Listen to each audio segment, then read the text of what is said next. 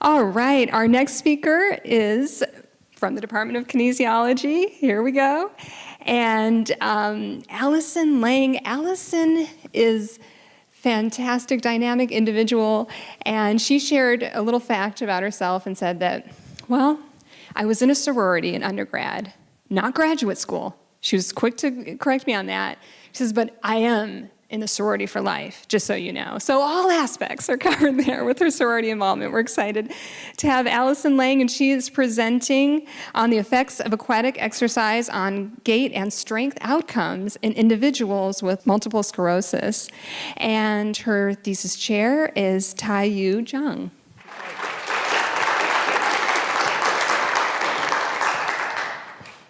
So who here is wearing shoes? Perfect. And who here is wearing shoes that have laces? Wonderful. So if you guys could actually go ahead and untie your shoes for me.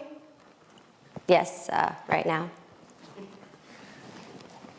Perfect. I know. Do, do, do, do, do, do, do. All right, wonderful. Go ahead and tie them again. Tie them up nice and tight. Perfect. Okay, so you might even be thinking right now, why did she ask me to tie my shoes? Oh my God, am I supposed to be wearing shoes today? I wore flip-flops. Am I supposed to be in shoes? I didn't even get the attire for today. It's okay. So you might have even thought to yourself, what style of tying my shoe did I use? Did I use the bunny ear method? Did I use the over and under method? These tasks come simple to you and I, tying our shoe, such as brushing our teeth, putting on a shirt, or even walking. It's somewhat automatic to us. And when you were a kid, you may have even thrown a tantrum yourself or seen your niece and nephew throw a tantrum to get these tasks performed for them. However, individuals with multiple sclerosis, these tasks don't come as easy to them. They have muscle weakness and a high level of fatigue that just comes on sometimes just because. So when I was 16, I'm going to tell you a story, and it all started on the softball field. I was at practice, I was running, I was throwing, I was pitching. Yes, I was a pitcher. And all of a sudden, I bent down because my shoe was untied. But I couldn't go all the way. I couldn't tie my shoe. And in a split second, my life flashed before my eyes. All these thoughts came. Why can't I bend down all the way? Can I even come up from this position? What's wrong? I had to sit out the rest of practice. And I went home that night. I didn't shower, and I went straight to bed. And I know what you might be thinking. Ew, that's really gross. She was at practice. She was running and sweating. But I'm sure all of us have skipped a shower before. Anyways, I went to sleep. I slept on my back the entire night. I couldn't roll over, and waking up in the morning, I couldn't even sit up. I thought I was paralyzed, and it wasn't until I enrolled in aquatic therapy where I was able to strengthen my legs and able to strengthen my lower back and my core, all the things necessary for me to be able to walk again.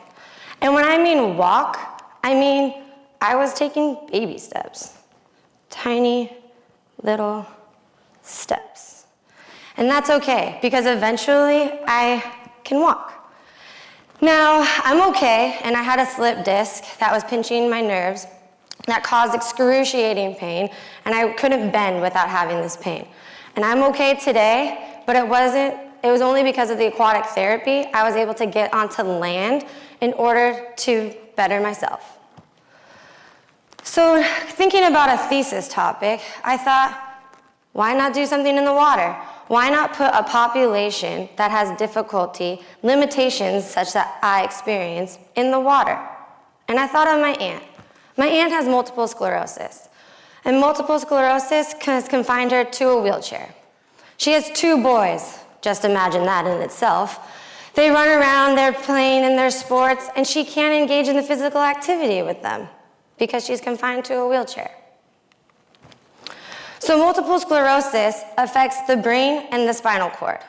It affects it in a way that, think about this, like you did your shoe in the beginning and how you tied it, that came easy to you, right?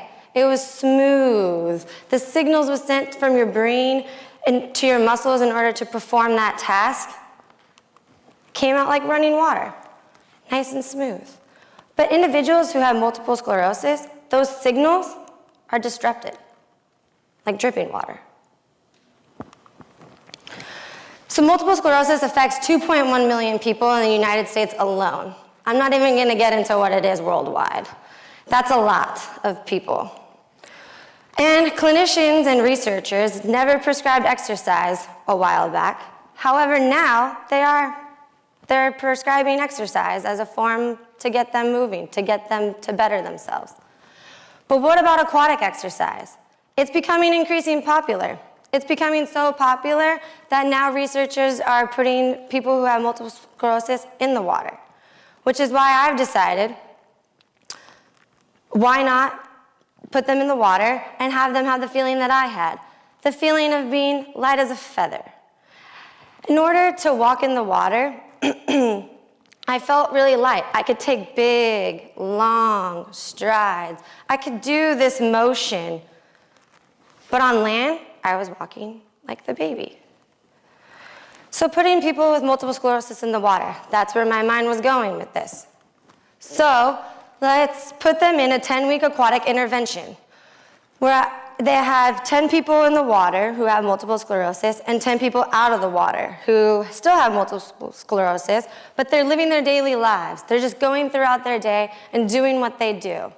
However, the 10 people in the water, they're performing exercises, balancing, strengthening, walking, anything to get them moving in the water as easy as they can compared to land.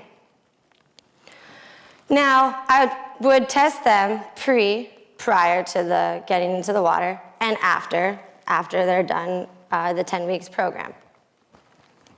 I want to see if there are changes in their gait, in their walking.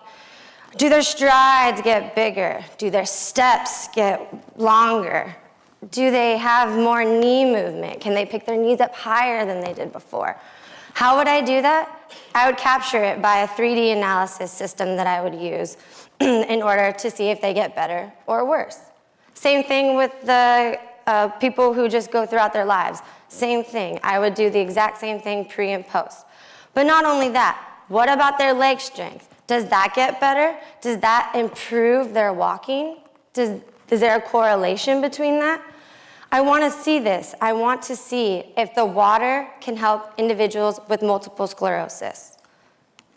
So think back to how you tied your shoe in the beginning.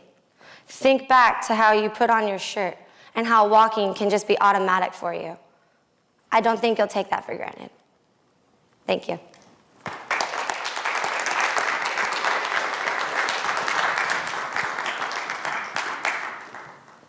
Thank you for your presentation. The one question I have is, did you come across any research recently or within the past few years on how aquatic therapy would change people's lives?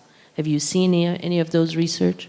Yes, I have seen research that has bettered the lives of individuals with multiple sclerosis. There's one that I'm kind of formulating it after as far as the exercises that we'll be doing in the water, so I'm not just making them up myself, but also quality of life. Questionnaires, it has improved in previous research. Thank you again for your presentation. I do have a question as well. Sure. When you were deciding on what groups to choose for the interventions, were you thinking about kind of excluding or including any different age criteria, any specific populations, just in your initial plans? Do you know, because MS I know can affect multiple Yes. ages of people. Were you planning on restricting it by, for example, age?